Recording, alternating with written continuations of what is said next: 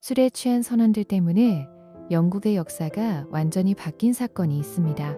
1120년 11월 25일 밤 프랑스 노르망디 해안 당대 최고의 배라 불리던 화이트쉽 백선이 항구를 떠났습니다. 그 배에는 잉글랜드 왕국의 유일한 왕세자가 타고 있었어요. 선원들은 술에 잔뜩 취해 있었습니다. 배는 출항한 지 얼마 되지 않아 암초에 부딪혀 침몰했어요. 선원 50여 명과 승객 250여 명 중 단 한 명만 살아남았습니다. 왕세자는 바닷속에 가라앉았어요. 그리고 이 사고 하나로 영국은 18년 동안 내전으로 피를 흘려야 했습니다. 오늘 스톨스픽이 들려드릴 이야기는 술 취한 선원들이 왕위 계승을 무너뜨린 백선 침몰 사건입니다. 때는 12세기 초 유럽입니다. 잉글랜드를 다스리던 왕은 헨리 1세였어요. 헨리 1세는 잉글랜드를 정복한 윌리엄 1세 정복왕의 막내 아들이었습니다. 형들을 제치고 왕위에 오른 그는 치밀하고 냉철한 군주였어요. 법제도와 행정체계를 정비하고 재정을 안정시키며 잉글랜드를 강하게 만들어갔습니다. 역사에서는 그를 사자왕이라고 부르지 않고 학자왕이라고 불렀어요.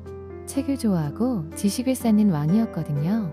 그리고 헨리 1세에게는 20명이 넘는 서자가 있었지만 왕비 마틸다와의 사이에서 얻은 적자는 단 2명이었습니다. 딸 마틸다와 아들 윌리엄. 그중 왕위를 이을 수 있는 아들은 윌리엄 한 명뿐이었어요. 윌리엄 에설링, 1103년생이었습니다.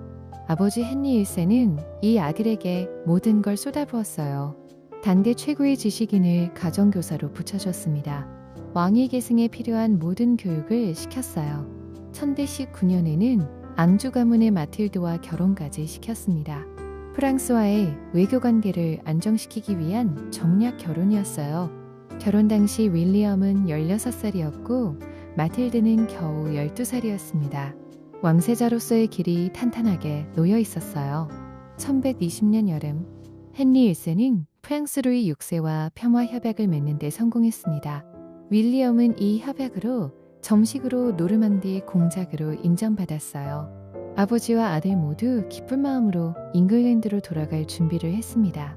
그해 11월 프랑스 바르플레르 항구 헨리 1세 일행이 귀국 준비를 하고 있을 때 한 선장이 왕세자 앞에 나타났습니다. 토머스 피츠 스티븐. 그는 헨리 1세가 1066년 잉글랜드를 정복할 때 타고 왔던 기안모라호의 선장 아들이었어요. 그가 자랑스럽게 말했습니다. 저도 아버지처럼 왕실을 섬기고 싶습니다. 제가 최신 기술로 만든 배가 있는데 왕세자님을 모시고 싶습니다. 배 이름은 블랑슈니프.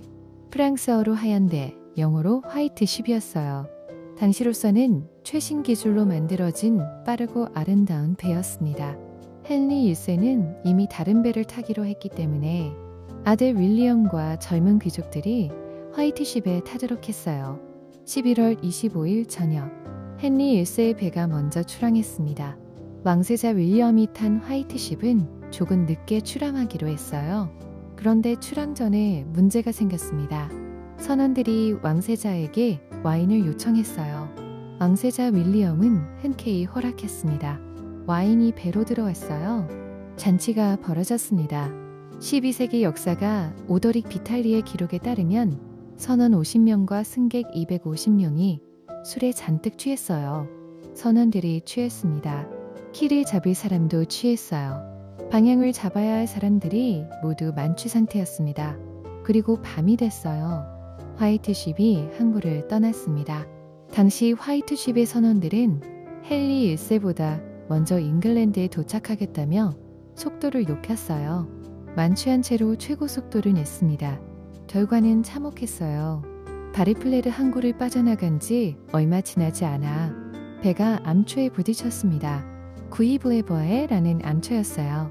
배가 부서지기 시작했습니다. 승객들이 비명을 지었어요. 차가운 11월의 바다에 사람들이 쏟아졌습니다. 왕세자 윌리엄은 작은 구명보트로 옮겨탔어요. 탈출에 성공한 것처럼 보였습니다. 그런데 그 순간이었어요.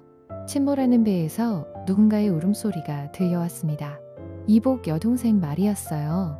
윌리엄은 여동생을 구하러 다시 사고 해역으로 돌아갔습니다. 그 순간이 윌리엄의 마지막이었어요.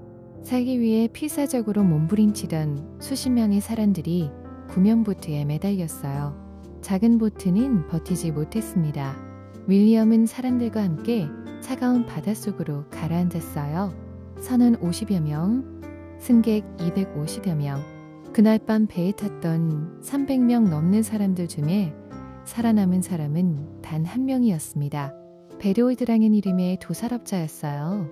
추위 속에서 떠내려오는 잔해에 매달려 살아남았습니다. 그가 이 사건의 유일한 목격자예요. 그런데 이 배에 원래 타려고 했다가 타지 않은 사람이 있었습니다. 바로 헨리 1세의 조카 스티븐이었어요. 스티븐도 화이트쉽에 승선하려 했는데 출항 직전 배탈이 났습니다. 배가 떠나기 전에 하선했어. 그리고 살았습니다. 이것이 훗날 엄청난 의미를 갖게 됩니다. 프랑스에서 잉글랜드로 돌아온 헨리 1세에게 신하들이 아들의 죽음을 전했습니다. 역사 기록에 따르면 헨리 1세는 그 말을 듣고 그 자리에서 쓰러졌어요. 이후 헨리 1세는 죽는 날까지 다시는 웃지 않았다고 전해집니다. 아들을 잃은 슬픔도 슬픔이지만 더 큰 문제가 있었어요. 왕위를 이을 아들이 없어진 거였습니다. 헨리 1세는 합법적인 아들을 낳기 위해 재혼까지 했어요. 루베니의 아델리자라는 여성과 결혼했습니다. 하지만 끝내 아이가 태어나지 않았어요.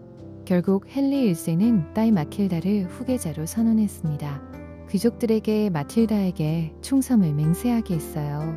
그런데 문제가 있었습니다. 12세기 유럽에서 여왕은 전례가 없었어요. 여자가 왕이 된다는 것 자체를 귀족들이 받아들이지 못했습니다.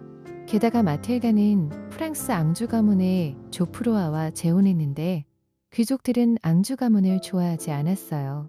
앙주 가문은 잉글랜드 귀족들에게 오랜 라이벌이었거든요. 그렇게 불안한 상황이 이어지던 1135년 헨리 1세가 세상을 떠났습니다. 죽기 전까지 배탈을 앓다가 숨졌어요. 역사에서는 작물을 너무 많이 먹어서 죽었다고 기록되어 있어요.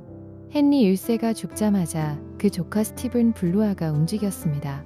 화이트쉽 침몰 당일 배탈로 살아남았던 바로 그 스티븐이에요. 스티븐은 재빠르게 귀족들의 지지를 모아 왕위에 올랐습니다. 마틸다보다 먼저였어요. 마틸다는 이를 인정하지 않았습니다. 1139년 마틸다는 군대를 이끌고 잉글랜드로 쳐들어왔어요. 내전이 시작됐습니다. 마틸다파와 스티븐파가 잉글랜드 전역에서 싸웠어요. 이 내전을 역사에서는 무전부시대, 영어로 더 아나키라고 부릅니다. 1141년 마틸다는 스티븐을 생포하는 데 성공했어요. 잠깐이지만 잉글랜드 최초의 여왕이 됐습니다. 하지만 귀족들의 반발이 너무 컸어요. 얼마 지나지 않아 스티븐이 풀려났고 마틸다는 다시 쫓겨났습니다. 전쟁이 계속됐어요. 마틸다의 아들 헨리가 성장하면서 다시 군대를 이끌고 잉글랜드로 왔습니다. 결국 1153년 스티븐과 마틸다의 아들 헨리가 협약을 맺었어요. 스티븐이 살아있는 동안은 왕위를 유지하고 스티븐이 죽으면 헨리가 왕위를 계승한다는 내용이었습니다. 1154년 스티븐이 죽었어요. 마틸다의 아들 헨리가 헨리 2세로 왕위에 올랐습니다. 이렇게 18년간의 내전이 끝났어요. 처음부터 돌아보면 황당한 사건이에요. 술에 취한 선원들이 왕세자를 태운 배를 암초에 박아버렸고 그 하나의 사고가 18년간의 내전과 수만 명의 죽음을 불러온 거였습니다. 그리고 그날 배탈 덕분에 살아남은 스티븐.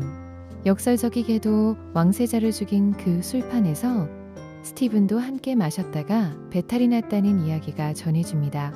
술이 한 사람은 죽이고 술이 또 다른 사람은 살렸어요. 그리고 살아남은 그 사람이 왕이 됐습니다. 1120년 11월 25일 밤 차가운 바다에 가라앉은 왕세자 윌리엄의 시신은 끝내 발견되지 않았어요. 화이트쉽 백선, 그 아름답고 빠르던 배와 함께 영국의 평화로운 왕위 계승도 바닷속으로 사라졌습니다. 스톨스픽이 앞으로도 들려드릴게요. 구독, 좋아요, 알림 설정 부탁드려요. 여러분의 생각도 궁금해요.